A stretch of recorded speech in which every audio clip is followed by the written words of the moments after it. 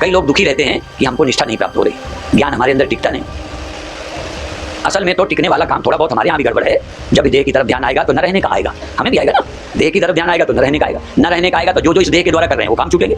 चाहे हम गौशाला बनाएं, चाहे हॉस्पिटल बनाएं, चाहे स्वर्ग बनाएं, कुछ बनाएंगे इसके सहारे तो इसके साथ ही काम छूट जाएगा, ठीक है। तो यदि अपने रहने को स्वर्ग बनाते होते तो इसके छूटने से चिंता करते।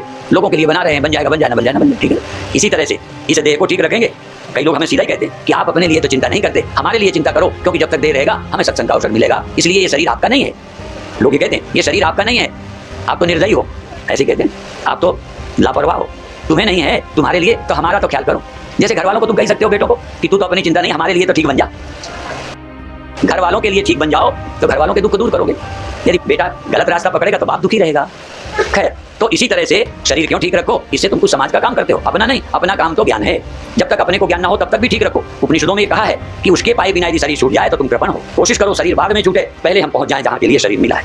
गाड़ी टूटे, डिब्बे में आग लगाई जाए, इसके पहले स्टेशन में उतर जाएं, फिर गाड़ी फूंके तो भुगते रहे। हम पहुंच जाएं फिर शरीर जाए, और नींद आवे, नींद आवे, लेकिन पहले हम सुमिरन से पहुंच जाएं फिर नींद आ जाए। नींद को रोकना नहीं है। सोने के पहले एक बार आत्मा का स्मरण कर लो, फिर सो जाओ। पहले घर पहुंचो फिर सो, अभी सो जाते हो पहले। इसी तरह जगो तो जग के दुनिया में मत जाओ, जगो जगते ही पहले कहां से आए हो, अभी अभी उठते ही पूछो, नींद खुलते पूछो कि अभी तुम कहां से आ गए। पहले वापस एक बार जहां से आए हो याद कर लो, फिर दिन भर काम करो।